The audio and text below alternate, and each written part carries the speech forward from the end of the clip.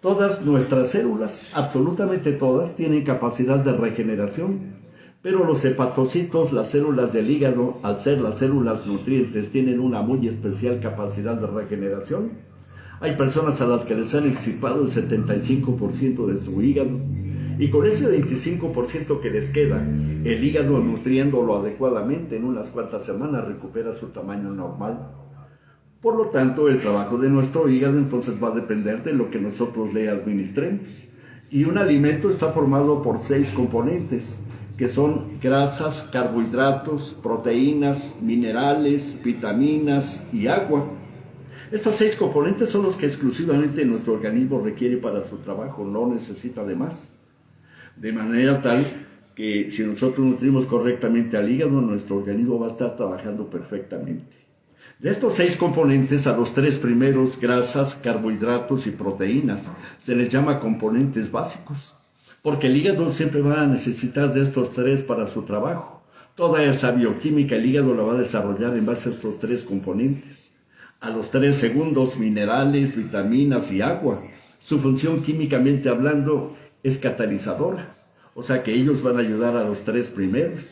Por eso es que a minerales, vitaminas y agua se les llama complementos alimenticios.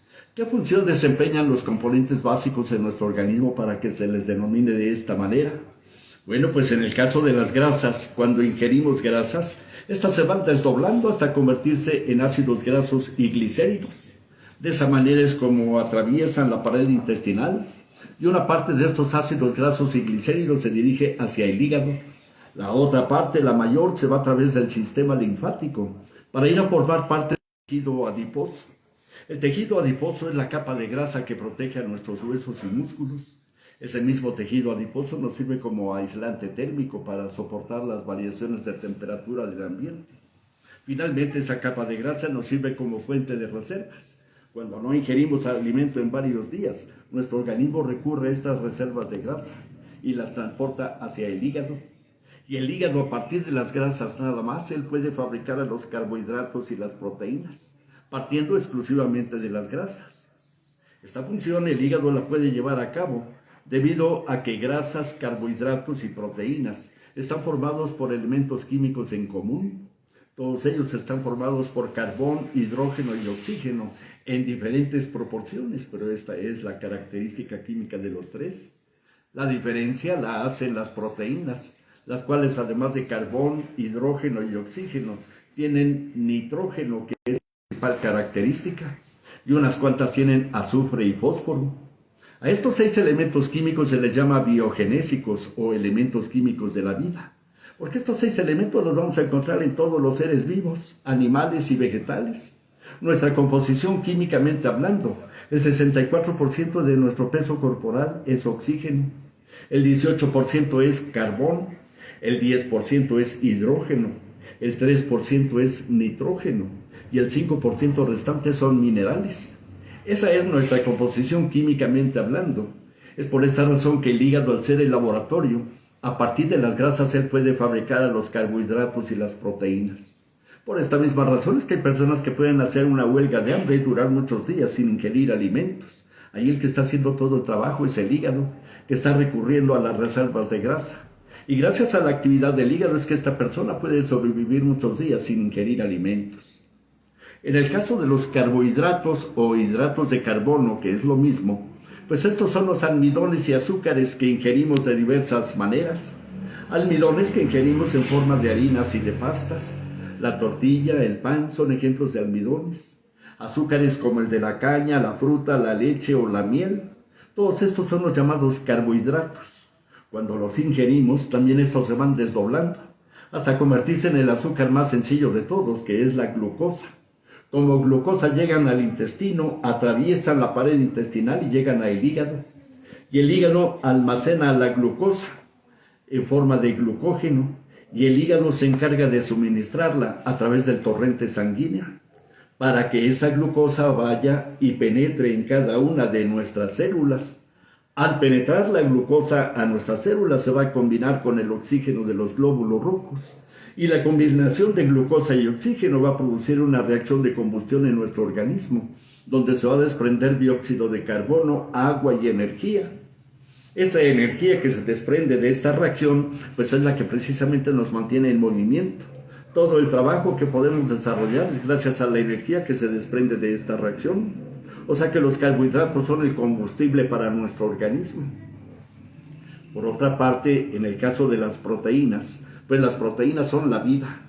Si no existiera la proteína, no existiría la vida. El ADN, el ARN son proteínas. Hay experimentos en el laboratorio donde a un grupo de células se les suprime la proteína y las células se mueren. De ahí la importancia de la proteína en nuestro organismo. Cuando nosotros ingerimos proteínas, también estas se van desdoblando hasta convertirse en aminoácidos, que son los componentes de las proteínas. Como aminoácidos atraviesan la pared intestinal y llegan al hígado. Y el hígado se encarga de unir nuevamente aminoácidos para formar proteínas. O sea que el hígado es fábrica de proteínas. Y esas proteínas que fabrica el hígado, ahora sí ya son las proteínas que va a utilizar nuestro organismo, no las que ingerimos. El hígado es una fábrica de miles de proteínas. En forma genérica, un grupo de proteínas que fabrica el hígado es para nutrir a nuestras células, para formar tejido o restaurar tejido. Por ejemplo, nosotros a diario estamos eliminando células muertas a través de la epidermis, que es la capa más externa de la piel. Y esas células que a diario eliminamos tienen que ser repuestas por nuevas células que están formadas por proteínas que fabrica el hígado. Y si el hígado no está fabricando bien a las proteínas, pues entonces no vamos a tener una adecuada reposición de células. Y en esas condiciones nuestra piel va a quedar en la posibilidad de ser agredida por una bacteria, por un virus o por un hongo principalmente. Las enfermedades de la piel son debidas a esta circunstancia. Y generalmente en dermatología se pasa la vida bombardeando a nuestra piel con antibióticos, con antimicóticos, con antivirales o con corticoides, cuando el problema no está allí, sino en regular el metabolismo del hígado. Nosotros tenemos gente con psoriasis que en cuanto empezamos a nutrir a su hígado, es hermoso ver cómo su piel empieza a ganar tejido nuevo. Esa es la respuesta de nuestro organismo. Y si ustedes me preguntan que si nuestro tratamiento cura la psoriasis, mi respuesta es no. Nuestro tratamiento lo que hace es nutrir a su hígado, y es su hígado el cual al regular su producción de proteínas empieza a restablecer al tejido. Esa es la hermosa capacidad que tiene nuestro organismo. Solo hay que darle los elementos adecuados. Otro grupo de proteínas que fabrica el hígado es para la producción de las enzimas. Las enzimas son sustancias que se encargan de acelerar o desacelerar a todas y cada una de las reacciones químicas que se llevan a cabo en el interior de nuestro organismo. Se ha descubierto en nuestro organismo la actividad de 4.000 enzimas. Y cada una de estas 4.000 enzimas están formadas por proteínas diferentes, proteínas que fabrica el hígado. O sea que el hígado nada más para la pura producción de enzimas tiene que fabricar a 4.000 proteínas diferentes, nada más para puras enzimas. Por lo tanto, si el hígado no está fabricando bien a las proteínas, pues entonces vamos a tener deficiencias enzimáticas. Al menos aquí y nuestro organismo requiere de enzimas para transporte, para estructura, para metabolismo o para nutrición. Al menos aquí en el tubo digestivo hay enzimas que desdoblan a las grasas, que son las lipasas, enzimas que desdoblan a los carbohidratos, que son las amilasas, enzimas que desdoblan a las proteínas, que son las proteasas. Y si el hígado no está fabricando bien a las proteínas, pues entonces vamos a tener deficiencia de estas enzimas del tubo digestivo. Esta es la razón por la cual a veces ingerimos determinados alimentos y no los podemos digerir. Hay quienes no pueden comer aguacate, jitomate, huevo, frijoles, queso, lentejas, o el caso más típico, hay quien toma leche y le produce diarrea. ¿Por qué razón? Bueno, pues en el caso de la leche hay una enzima que es la lactasa, y esta enzima es la que se encarga de desdoblar al azúcar de la leche, que es la lactosa. Cuando carecemos de esta enzima no hay quien desdoble. Por ello es que tomamos leche y nos produce diarrea. A esto se le llama intolerancia a la lactosa.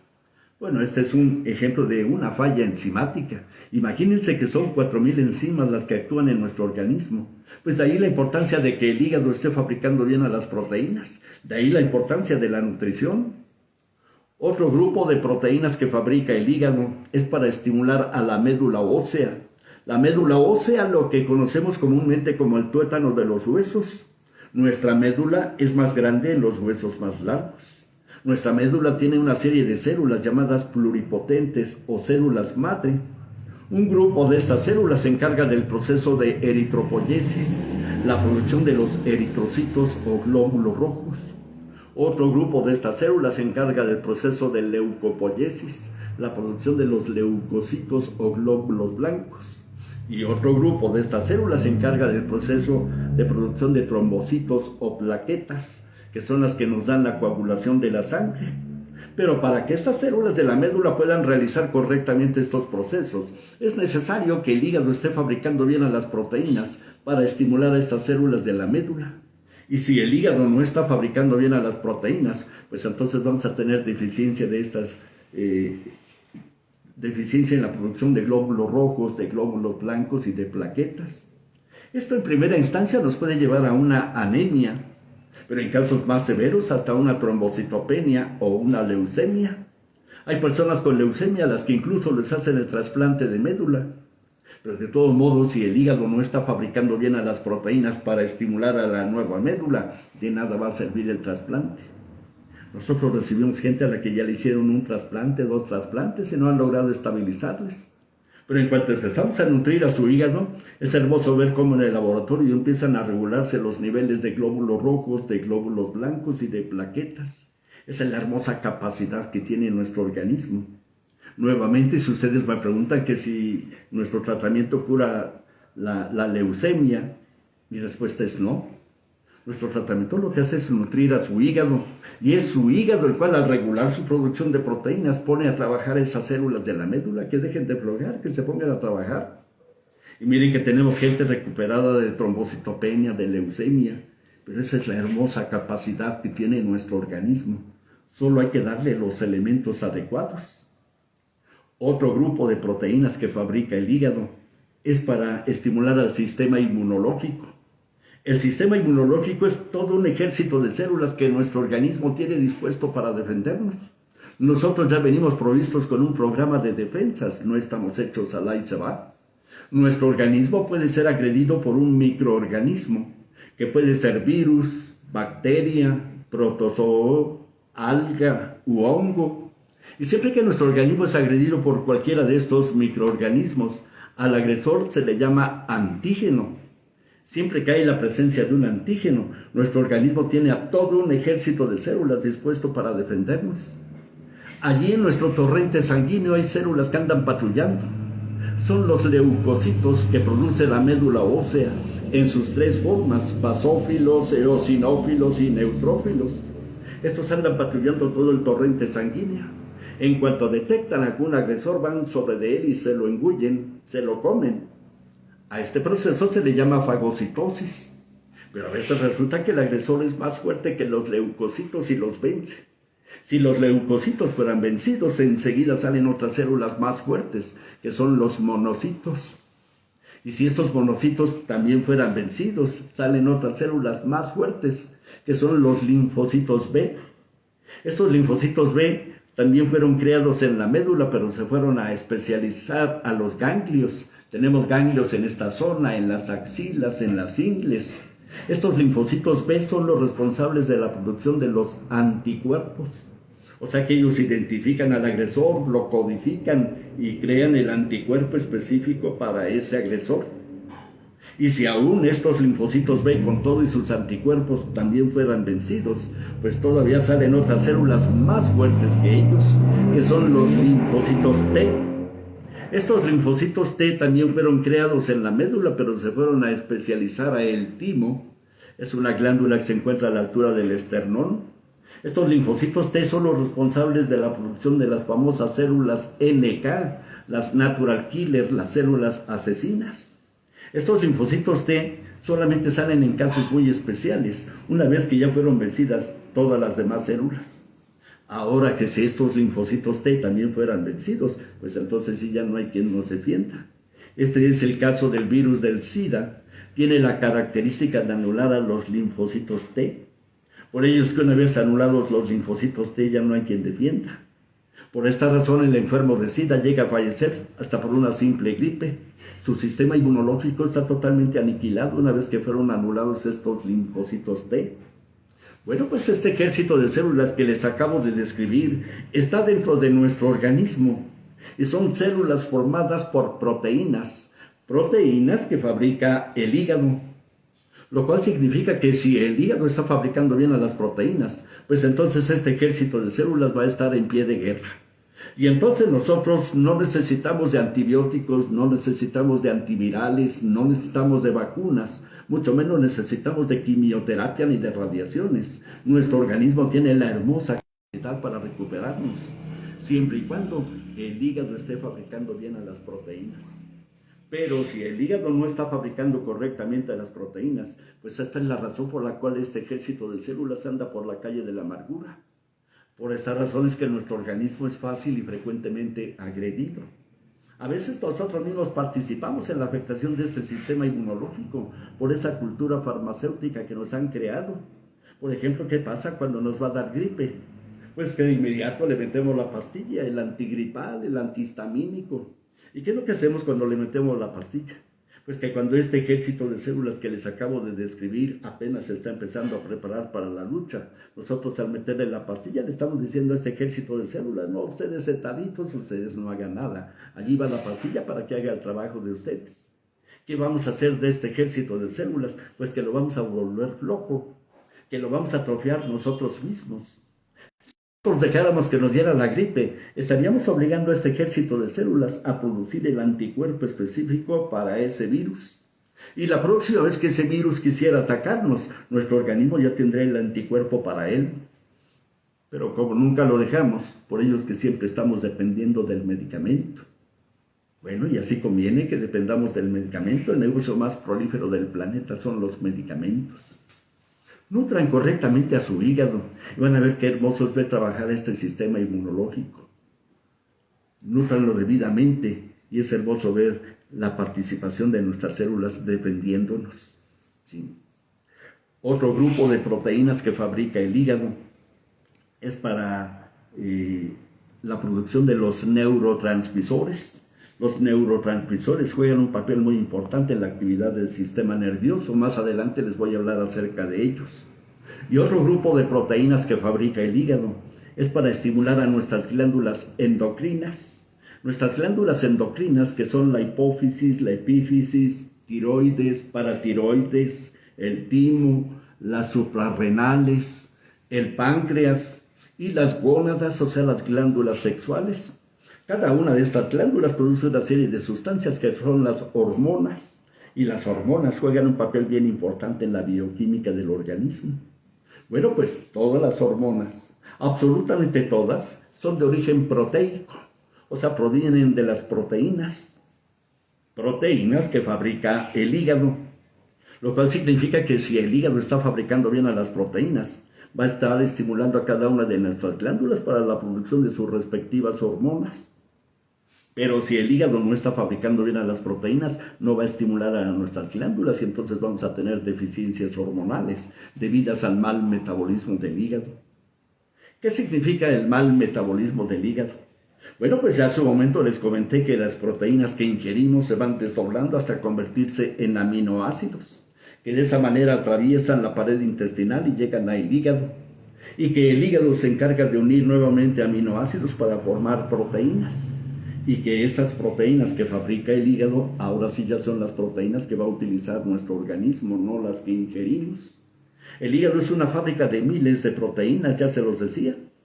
Esta función el hígado la lleva a cabo en base a 22 aminoácidos que existen en total en la naturaleza. Con estos 22 aminoácidos el hígado puede hacer múltiples combinaciones y formar miles de proteínas.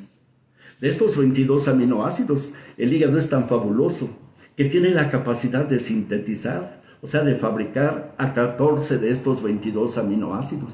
El hígado, a partir de las grasas y a partir de los carbohidratos, puede fabricar a estos 14 aminoácidos. Pero los 8 aminoácidos restantes para completar los 22, esos no los puede fabricar el hígado. Por lo tanto, estos 8 aminoácidos son los llamados aminoácidos esenciales, porque estos 8 van a ser los indispensables en la alimentación. Y si nosotros no los ingerimos, le vamos a causar problemas a nuestro hígado. Imagínense haciendo una analogía, imagínense con las 28 letras del abecedario, ¿cuántas palabras podemos formar? Pues miles, si es que no millones, mediante múltiples combinaciones. Pues de manera análoga, el hígado con 22 aminoácidos puede hacer múltiples combinaciones y formar miles de proteínas. De estos 22 aminoácidos, el hígado es tan fabuloso que tiene la capacidad de sintetizar, o sea, de fabricar a 14 de ellos. Pero los 8 aminoácidos restantes para completar los 22, esos no los puede fabricar el hígado. Por lo tanto, estos 8 aminoácidos son los llamados aminoácidos esenciales, porque estos 8 van a ser los indispensables en la alimentación. Y si nosotros no los ingerimos, le vamos a causar problemas a nuestro hígado. Volviendo al ejemplo de las letras del abecedario, imaginen qué sucedería si a las 28 letras del abecedario le quitáramos las 5 vocales. Bueno, lo que iba a ocurrir es que ya no íbamos a poder formar palabras completas. Pues de igual manera, el hígado sin los 8 aminoácidos esenciales, los que no puede fabricar él y que son necesarios en la alimentación, ya no puede formar proteínas completas. Y si el hígado ya no puede formar proteínas completas, estamos en serios problemas. Es allí donde carecemos de una cultura alimentaria. Desconocemos la actividad de los aminoácidos, más aún desconocemos la existencia de los 8 aminoácidos esenciales, esos que no puede fabricar el hígado y que son necesarios en la alimentación. Yo les digo que esta información la debiéramos de traer desde el kinder. Desde ahí nos debieran de enseñar en qué alimentos se encuentran estos 8 aminoácidos para poderlos ingerir en el transcurso de nuestra vida. Tan o más importante que enseñarnos a leer y a escribir, así de importante es enseñarnos a nutrirnos correctamente. Pero no, nadie tiene el menor interés. La televisión nos debería de bombardear con este tipo de información.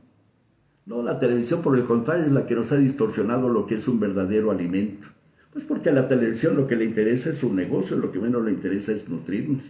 A veces tenemos la idea de que solamente la carne es la única fuente de proteína o la mejor.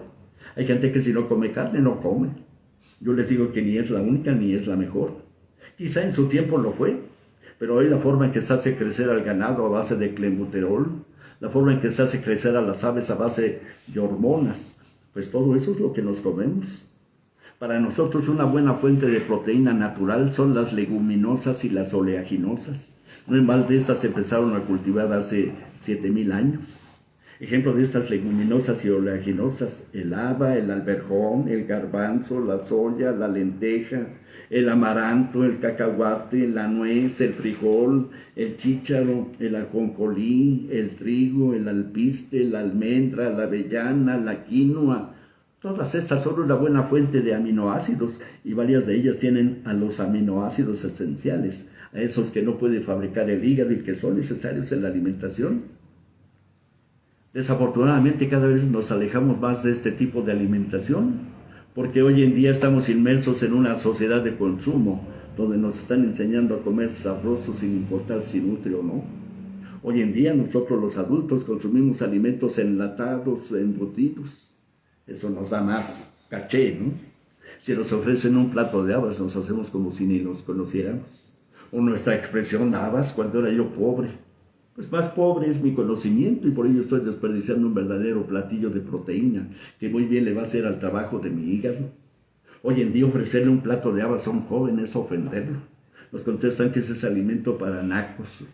Porque los jóvenes que comen hoy en día, pizzas, hamburguesas, hot dogs, Kentucky, las Maruchan. Los niños que comen gansitos, submarinos, chetos, sabritones, sabritas. Todo ese alimento que se conoce como chatarra. Porque un alimento, para que sea alimento, deberá llevar a los 3 componentes básicos: grasas, carbohidratos y proteínas. Si no lleva estos 3, no estamos hablando de un alimento. Al alimento chatarra se le llama así, porque solamente está constituido por carbohidratos, colorantes y saborizantes artificiales. Saben muy ricos, ciertamente, pero de nutritivos no tienen absolutamente nada. Es más, son más desnutritivos. Le estamos metiendo basura a ese que es el laboratorio más maravilloso que existe en el planeta, que es el hígado. Le estamos metiendo basura cuando le metemos alimento chatarra. Es allí donde nos han distorsionado lo que es un verdadero alimento. Por ejemplo, conocen ustedes la alegría, el dulce que se hace con amaranto. El amaranto tiene buena cantidad de proteína. El amaranto es la fuente de proteína para los astronautas cuando salen por varios meses al espacio. Pero si a un niño le ponemos a escoger entre una alegría y un gansito, obviamente se va a ir sobre el gansito porque a la alegría no la anuncian en la televisión. Es ahí donde nos han distorsionado lo que es un verdadero alimento. Y debemos de notar la importancia de esa alimentación. Porque cuando yo les digo que las grasas se desdoblan en ácidos grasos, los carbohidratos en glucosa, las proteínas en aminoácidos, ahí no termina el asunto. No, allí apenas empieza. Ahora viene el trabajo a nivel celular, a nivel de los hepatocitos, las células del hígado. Nuestras células están formadas por 3 partes, la membrana, el citoplasma y el núcleo. Allí en el citoplasma, que es la parte acuosa de nuestras células, allí se encuentran los organelos, que son los verdaderos obreros de nuestro organismo. Fíjense que todas las grasas y carbohidratos que ingerimos finalmente se convierten en glucosa. Como glucosa entran a un ciclo de 10 reacciones químicas que se conoce como glucólisis. De esta glucólisis, la glucosa se desdobla en piruvatos. Estos piruvatos, por un proceso de fosforilización, se convierten en acetilcoenzima. Esta acetilcoenzima entra a otro ciclo de otras 10 reacciones químicas que se conoce como el ciclo de Krebs. De este ciclo de Krebs salen enzimas que pasan por una cadena de electrones para convertirse finalmente en adenosintrifosfato, el famoso ATP, que es nuestra fuente de energía. Nosotros para mover un dedo necesitamos grandes cantidades de ATP. Para todo el trabajo que requiere realizar nuestro organismo necesita de grandes cantidades de ATP. Bueno, pues todo este ATP, todas estas reacciones químicas se llevan a cabo en las mitocondrias. O sea que las mitocondrias son el acumulador de nuestro cuerpo, porque allí en ellas se genera toda la energía que nuestro organismo requiere para su trabajo. Por otra parte, en el núcleo de las células se encuentran los ácidos nucleicos, como son el ADN y el ARN. El ADN es el que contiene toda nuestra información genética, y cualquier alteración que sufre nuestro organismo se registra allí en el ADN. El ARN es el mensajero que va y toma la información del ADN y la lleva a las ribosomas, para que las ribosomas fabriquen las proteínas de acuerdo a los requerimientos de nuestro organismo. Fíjense nada más, qué maravilla, qué hermosura. Esto es a nivel celular. A esto es a lo que se le llama metabolismo celular. Y este metabolismo celular es inteligente, es fino y es exacto. Entonces imagínense qué le sucede a este metabolismo celular cuando le metemos alimento chatarra por tiempos prolongados, pues que lo alteramos todito.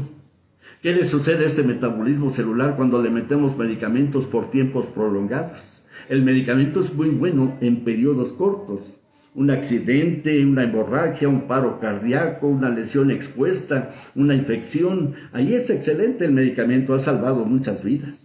El problema del medicamento es cuando ya lo usamos por tiempos prolongados, porque entonces ya es más nocivo que benéfico, porque precisamente altera este metabolismo celular.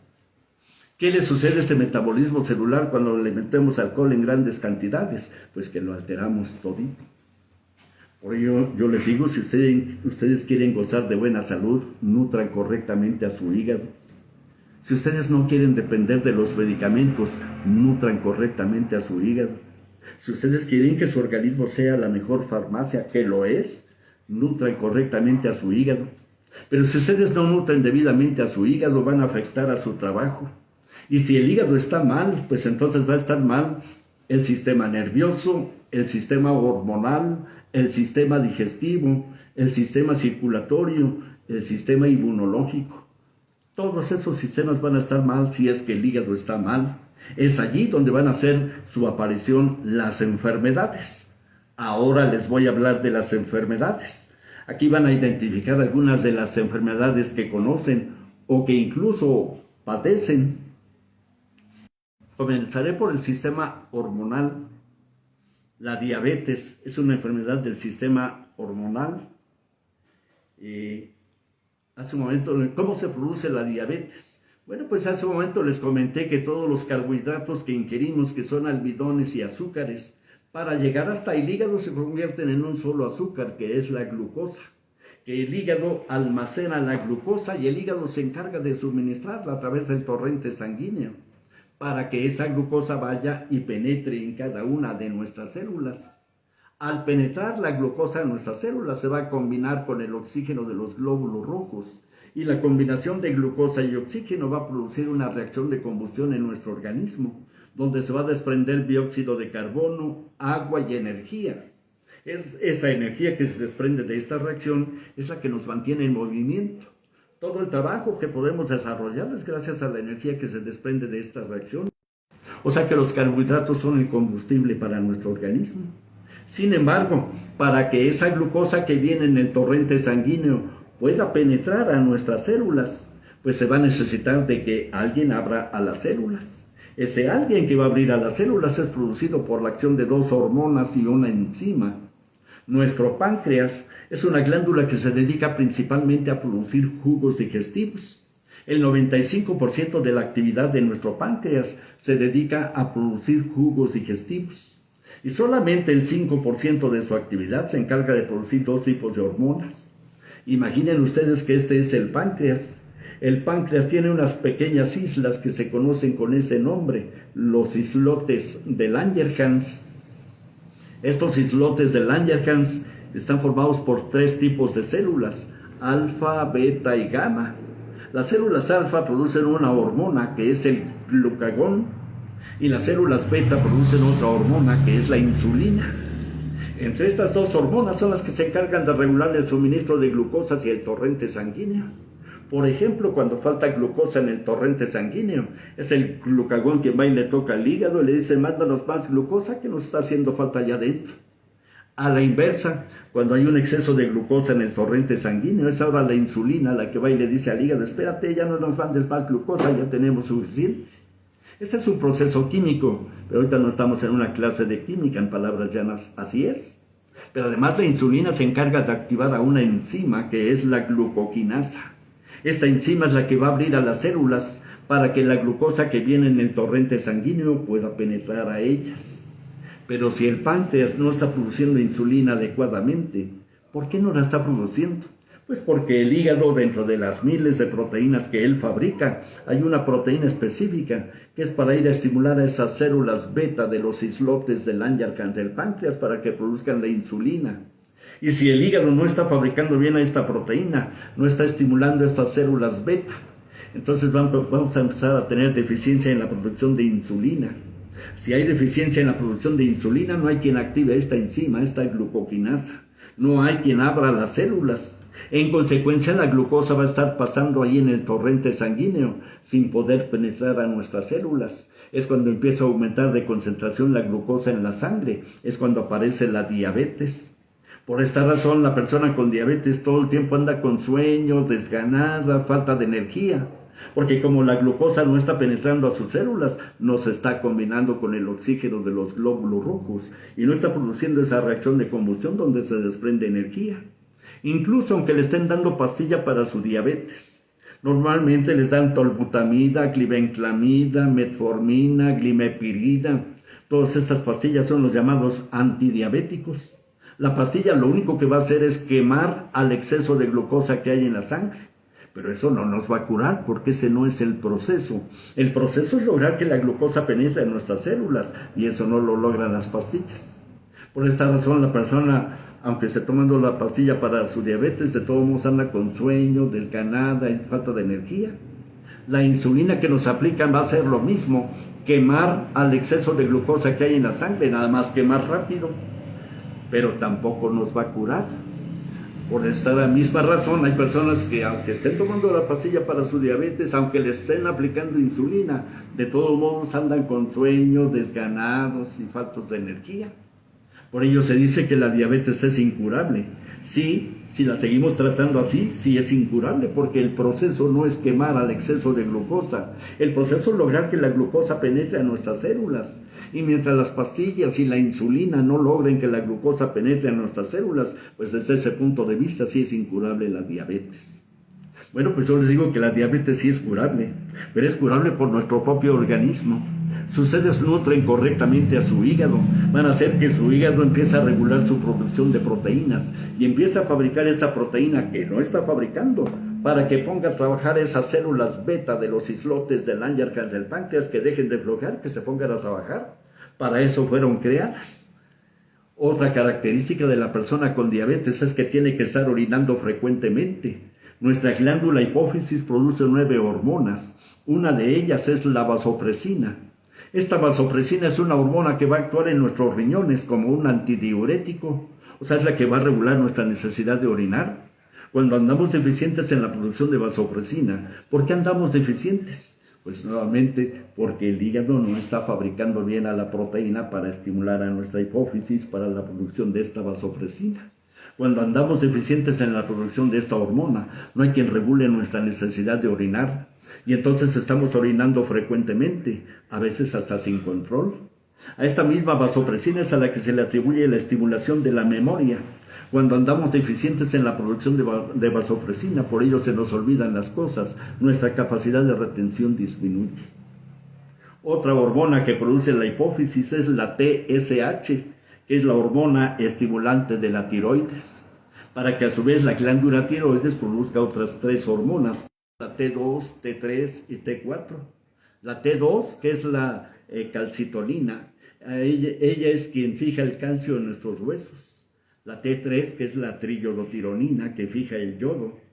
Y la T4, que es la tiroxina, que es la que regula el metabolismo de los carbohidratos. Cuando andamos deficientes en la producción de estas hormonas, es cuando se produce el hipotiroidismo. Vamos al endocrinólogo y el endocrinólogo nos da la levotiroxina o el Eutirox, que es lo mismo, y nos dice que es para toda la vida. Y nosotros tenemos gente que tenía 10, 15 años tomando levotiroxina o Eutirox, y al nutrir a su hígado hemos puesto a trabajar a su glándula, que deje de aflojar, que se ponga a trabajar. Nada tenemos de sobra y nada tenemos de adorno, todo tiene su función específica. Y tenemos casos de gente con cáncer recuperados, a los que ya iban a extirpar su glándula y ya no. Hay otros en los que desafortunadamente sí se les extirpó la glándula y cuesta más trabajo, porque como ya no hay quien produzca la hormona, sí tienen que administrársela. Como en el caso tuyo, Nati, ¿no? Que nos estás viendo. Nutran correctamente a su hígado, y el hígado, al regular su producción de proteínas, pone a trabajar a sus glándulas, que dejen de flojar, que se pongan a trabajar. Otro caso muy típico de desarreglo hormonal: durante un ciclo menstrual actúan 5 hormonas. La hipófisis les decía que produce 9 hormonas. 3 de ellas son la luteinizante, la folículo estimulante y la luteinizante. Estas 3 hormonas, junto con otras 2 hormonas que producen los ovarios, que son la progesterona y el estrógeno, en conjunto entre las 5 hormonas van a estimular al folículo que hay en cada uno de los ovarios, para que haya una buena maduración en la ovulación. Pero cuando hay deficiencia de alguna de estas 5 hormonas, o de todas, ¿por qué hay deficiencia? Pues nuevamente porque el hígado no está fabricando bien a las proteínas para estimular tanto a la hipófisis como a los ovarios. Cuando hay deficiencia de estas hormonas, se va a manifestar toda una serie de irregularidades durante la menstruación: cólicos, inflamaciones, retrasos, hemorragias escasas o abundantes. Y como el folículo no está siendo bien estimulado, se empieza a atrofiar. Es allí donde se producen los quistes en los ovarios. Esta misma irregularidad va a ocasionar la malformación de células en la pared del útero, o sea, de la matriz, dando lugar a los miomas. Esta misma irregularidad va a ocasionar la endometriosis, o sea, el engrosamiento del endometrio, que es la membrana que recubre a la matriz. Bueno, pues en los 3 casos, tanto de quistes como de miomas o de endometriosis, lo que se hace es proceder a la cirugía, a la extirpación. Yo les comento que en nuestra experiencia no hay necesidad de cirugía, que si se regula el funcionamiento hormonal, se desatrofia el folículo, se eliminan los quistes, los miomas y la endometriosis sin necesidad de cirugía. Y miren que tenemos cantidad de jovencitas y señoras con quistes, miomas y endometriosis totalmente disueltos sin necesidad de cirugía. Pero cuando me refiero a regular el funcionamiento hormonal, me estoy refiriendo a las hormonas que produce nuestro organismo, no a las que nos administran. Porque también cuando nos detectan la deficiencia de alguna hormona, lo que hacen es administrárnosla. También yo les digo que de los tratamientos más nocivos que existen son los que se hacen a base de hormonas. Siempre que nos vayan a administrar hormonas, cuidado porque van a alterar a nuestro metabolismo. Porque existe una diferencia pero de veras muy enorme entre las hormonas que produce nuestro organismo y las que nos administran. Ya que las hormonas que produce nuestro organismo las produce con la inteligencia de nuestro cerebro. Y el cerebro no se equivoca. Por eso las hormonas que produce nuestro organismo se les llaman los mensajeros químicos del organismo, porque van en la cantidad exacta y al lugar exacto. En cambio, las hormonas que nos administran, esas no llevan la inteligencia de nuestro cerebro. Por lo tanto, no van ni en la cantidad exacta ni al lugar exacto. Pero peor aún, yo les digo que si mi páncreas tiene la obligación de producir la insulina, pero yo la administro, pues entonces mi páncreas dice, ¿para qué trabajo? O sea, lo vuelvo flojo, lo atrofio. Si mis glándulas suprarrenales tienen la obligación de producir la cortisona, que es el antiinflamatorio natural que debe producir nuestro organismo, pero en vez de eso yo administro el Naxen, el Naproxen, el diclofenaco o la propia cortisona, pues también mis glándulas dicen, ¿para qué trabajo? Si los ovarios tienen la obligación de producir la progesterona y los estrógenos, pero los administramos, también se vuelven flojos. Órgano que no trabaja se atrofia. Es mejor mantenerlos en plena actividad. ¿Cómo mantenerlos en plena actividad? Pues nutran correctamente a su hígado, para que su hígado al regular su producción de proteínas ponga a trabajar a sus glándulas, que dejen de aflojar, que se pongan a trabajar. Para eso fueron creadas. Nada tenemos de sobra, nada tenemos de adorno. Todo tiene su función específica en nuestro organismo. También les decía que si el hígado está trabajando mal, nuestro sistema digestivo también va a estar mal. Una de las múltiples funciones de nuestro hígado es producir jugo biliar. El hígado tiene toda una serie de ramificaciones que son los conductos biliares. Ellos son los que captan el jugo biliar y lo envían a la vesícula. De la vesícula sale otro conducto que es el colédoco, que va a transportar el jugo biliar hacia el intestino. El jugo biliar va a llegar al intestino a cumplir con 3 funciones. Va a neutralizar a los ácidos de la digestión, va a desdoblar a las grasas y va a lubricar al intestino. Tenemos la idea, o nos han creado la idea, de que los lodos y los cálculos se producen en la vesícula. Pues fíjense que no, se producen en el hígado. Y del hígado bajan a la vesícula. Desafortunadamente, los cálculos en el hígado no los detecta ningún estudio. Ni el ultrasonido, ni la tomografía, ni la resonancia magnética. Detectan cálculos en la vesícula, pero en el hígado no. En el hígado lo más que detectan es hígado graso. Pero en nuestra experiencia, hígado graso es que el hígado está lleno de lodos y de cálculos. Por esta razón hay personas a las que les excipan su vesícula y ahí no terminan sus problemas digestivos. Continúan, porque el que sigue congestionado es el hígado. Nosotros le mandamos a hacer la limpieza hepática a personas que ya no tienen vesícula y son las que más cálculos biliares arrojan. Comprobante eso de cómo los cálculos se producen en el hígado. Y si no descongestionamos al hígado, por eso nuestro organismo está trabajando mal. Porque el hígado graso, si se mantiene por tiempos prolongados, puede llegar hasta una cirrosis hepática, ¿sí? Tenemos la idea de que la cirrosis es nada más a personas que ingieren alcohol. No, un hígado graso puede llegar a producir una cirrosis. Bueno, pues nosotros les mandamos a hacer la limpieza hepática y es hermoso ver cómo arrojan todo. Y después de que arrojan todo eso, el hígado tiene una recuperación hermosa.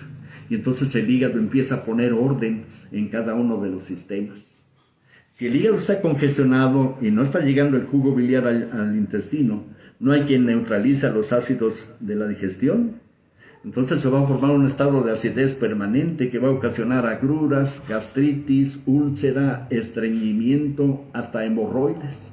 La misma falta de jugo biliar hace que no tenga buena lubricación el intestino y eso produzca una colitis, o sea, una inflamación del intestino. Por tiempos prolongados en este estado de acidez se va a formar una hernia hiatal en la unión del esófago y del estómago. Trabajando de esta manera, el hígado es indicativo de que está metabolizando mal a las grasas, a los carbohidratos y a las proteínas. Nuestro organismo aprovecha las grasas, los carbohidratos y las proteínas, y lo que ya no utiliza lo desecha. Lo desecha en forma de ácido úrico, de colesterol y de urea. O sea que el ácido úrico, el colesterol y la urea son los desechos de grasas, carbohidratos y proteínas. Por lo tanto, nuestro organismo siempre está produciendo estos desechos dentro de un rango. Pero cuando el hígado está trabajando mal, entonces los produce en forma excesiva y los vierte a la sangre. Como toda nuestra sangre tiene que pasar a través de los riñones, estos se taponean, se les pone una especie de sarro. Es donde vienen las infecciones y los cálculos en los riñones. Esa misma infección va a pasar a las vías urinarias, a uréteres, vejiga y uretra. En el caso de los hombres va a contaminar a la próstata y la va a inflamar. Como nuestra sangre ya no está siendo bien purificada, se va sucia a toda la tubería que es el sistema circulatorio. Las paredes de las arterias se congestionan y se endurecen. Esa es la aterosclerosis. Esa misma aterosclerosis la vamos a padecer en las coronarias, las arterias del corazón. Eso nos va a producir sofocación, angustia, dolor de cerebelo, las taquicardias, la misma angina de pecho son ocasionadas por ese congestionamiento de nuestras coronarias. El ácido úrico y el colesterol en exceso se van a empezar a acumular en las articulaciones, en las rodillas, en los tobillos, y se cristalizan y forman un medio ácido. Ese medio ácido es el que va a ir degradando el cartílago, ocasionando la deformación de las articulaciones.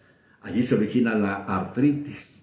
Estos mismos cristales de ácido úrico y de colesterol van a presionar a los tendones. Eso nos va a ocasionar reumas, calambres, que se nos duerman los brazos, las piernas, que empecemos a retener líquidos, que nos arda la planta de los pies, que se nos inflamen los pies, las manos. Como las arterias se congestionan, se reducen de diámetro. La sangre, como es más espesa, le cuesta trabajo circular. Entonces el corazón se tiene que forzar más para bombear a nuestra sangre, y eso nos puede producir una presión arterial baja o una presión arterial alta. Lo mismo que sucede en las arterias va a ocurrir en las venas. Las arterias son las que llevan la sangre oxigenada de los pulmones hacia los tejidos. Las venas son las que traen la sangre de retorno. Las venas también se congestionan y sufren una flebitis. Es donde aparecen las varices. Como el ácido úrico y el colesterol son más